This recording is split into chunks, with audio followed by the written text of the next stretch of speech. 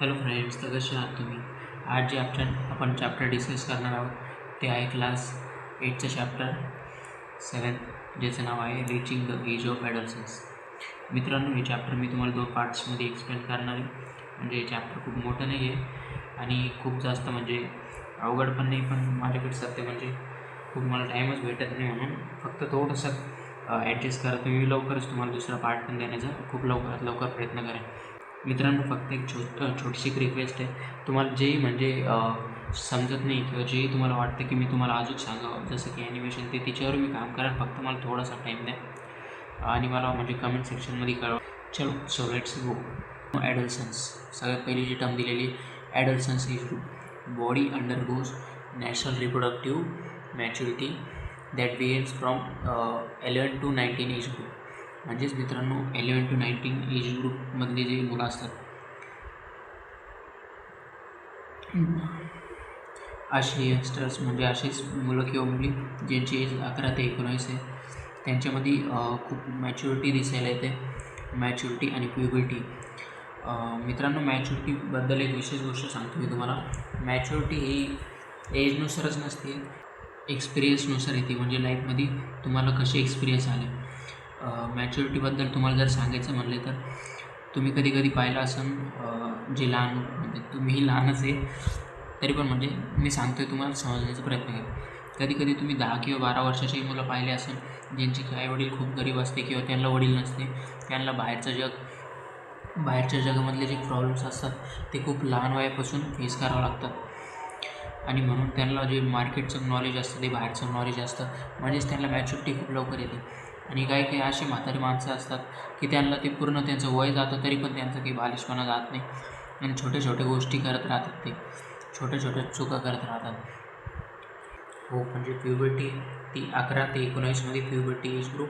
Puberty सगळे जेही तुम्हाला हॉर्मोनल चेंजेस आहे प्युबर्टीनुसार ते तुमच्या बॉडीमध्ये शो व्हायला लागतात आणि सगळे चेंजेस येऊन जातात तुमच्या बॉडीमध्ये. आता मी तुम्हाला सांगतो ॲडल्सन्स आणि प्युबर्टेशनमधला मिनिंग. प्युबर्टीमध्ये तुम्हाला मित्रांनो बॉडीमध्ये काही चेंजेस होतात, जसं की बॉईजमध्ये तुम्ही नोट केला असेल त्यांना दाढी येते, पुन्हा त्यांचा जो व्हॉईस आहे तो खूप रफ होऊन जातो एकदम माणसासारखा. आणि गर्ल्समध्येही काही फिजिकल चेंजेस, जसे की त्यांचे ब्रेस्ट म्हणजेच त्यांच्या चेस्ट साईज थोडीशी वाढते. पुन्हा त्यांना मॅच्युरिटी येऊन जाते त्या एज ग्रुपमध्ये. तर म्हणजे हेच प्युबर्टीमध्ये होतं. तुमच्या काही बॉडीमध्ये फिजिकल चेंजेस होतात आणि ते कशामुळं तर हॉर्मोनमुळं. आणि जी मॅच्युरिटी असते ती लाईफमधल्या एक्सपिरियन्समुळे येते. आणि मित्रांनो, हो प्युबर्टीचा एक इम्पॉर्टंट चेंज जो दिलेला आहे तो तुमच्या बॉडीमध्ये होतो, तो आहे कॅपेबिलिटी ऑफ रिप्रोडक्शन. नंतर मित्रांनो, हे व्हॉईस चेंजचं सांगितलं मी तुम्हाला. जो बॉईजमध्ये त्यांचा व्हॉईस चेंज होतो. लॅरिंग्समध्ये थोडेसे चेंजेस होतात. लॅरिंग्स हे मित्रांनो तुमच्या नेकमध्ये असतं. त्यांचं तुम्ही मित्रांनो पाहिला असेल, जे नेक आहे म्हणजेच त्यांचा जो घसा आहे तो थोडासा बाहेर आलेला असतो. त्यालाच ॲडम्स ॲपल अशी एक टर्म दिलेली आहे बुकमध्ये आणि त्याची पिक्चर पण दिलेली बुकमध्ये तुम्ही पाहू शकता. गर्लचा जो व्हॉईस असतो तो हाय पिच व्हॉल्यूम असतो आणि जो बॉयचा असतो तो डीप व्हॉल्यूम असतो, एकदम रफ असतो. Increase of sweat and sebaceous gland on persons face टेक्निक and pimples on face is normal.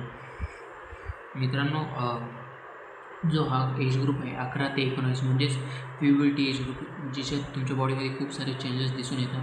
तिच्यामध्येच तुम्हाला पिंपल्सही येतात बॉडीवर, ते नंतर क्लिअर होऊन जातात, म्हणून काहीच टेन्शन घ्यायची गरज नाही.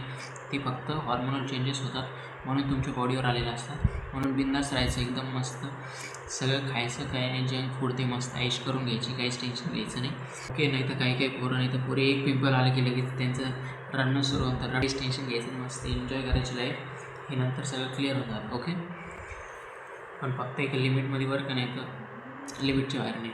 ओके. चला नेक्स्ट. तर नेक्स्ट पॉईंट जो दिलेला आहे बुकमध्ये, तर मित्रांनो जो नेक्स्ट पॉईंट दिलेला आहे तो आहे development of sex organs. At puberty मेलमध्ये जी टेस्टिस आणि पेनिस डेव्हलप होतात आणि स्पर्म, आणि फिमेलमध्ये ओव्हरीज आणि एग डेव्हलप होतात. टेस्टिस हे स्पर्म रिलीज करायला सुरू करतात ॲट प्युबर्टी. म्हणजे फिमेलमध्ये ओव्हरीज आहे ते दर महिन्याला एक म्हणजेच ओव्हम एक ओव्हरियन एग हा रिलीज करायला सुरुवात होतो, ज्यालाच आपण मेन्स्ट्रुएट सायकलद्वारे म्हणू शकतो. तो ओव्हरियन, पण ते अलग टॉपिक आहे, तर एवढ्या डीपमध्ये नाही जाणार, आपण ते नंतर बघू. पण फक्त एवढं लक्षात ठेवा की जे ओव्हरियन ते 1 महिन्यातून 1 ओम रिलीज करते किंवा एक ओव्हरियन एग, हे दोन्ही सेमच आहे, पण तरी ओव्हरियन एक रिलीज करते दर महिन्याला. नंतर मित्रांनो येतो टॉपिक सेकंडरी सेक्शुअल कॅरेक्टर्स. मेलमध्ये मी तुम्हाला आधी सांगितलं मित्रांनो, जे हॉर्मोनल चेंजेस होतात त्याच्यामुळं फेशियल हेअर, मुस्टॅच, बीड, दाढी, मिश हे यायला सुरुवात होते आणि फिमेलमध्ये चेस्ट रिजनमध्ये ग्रोथ होते आणि इन बोथ रिजन्समध्ये हेअर्स इन प्युबिक रिजन म्हणजेच दोन्ही पायांच्यामध्ये हेअरची ग्रोथ सुरू होते, मेल असो किंवा फिमेल. नंतर मित्रांनो दिलेले changes control by hormones testosterone आणि इस्ट्रोजन. हे जे चेंजेस होतात मित्रांनो हे हॉर्मोन्समुळे होतात आणि जो मेलमध्ये चेंज होतो तो टेस्टोस्टेरॉनमुळे दिसून येतो आणि जो फिमेलमध्ये जो चेंज होतो तो इस्ट्रोजनमुळे दिसून येतो. नंतर मित्रांनो दिलेले hormones release by pituitary Gland, endocrine आणि एक्झोक्राईन ग्लँड.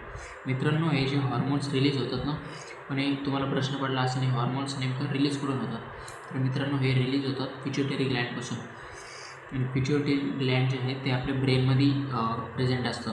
ब्रेनमधून हे पिट्युटरी ग्लँड हॉर्मोन्सला सिक्रेट करतात, टेस्टोस्टेरॉन आणि इस्ट्रोजन, जेणेकरून तुमच्या बॉडीमध्ये चेंजेस तुम्हाला दिसून येतात. नंतर मित्रांनो ग्लँडमध्ये 2 प्रकार असतात, एंडोक्राईन, एक्झोक्राईन.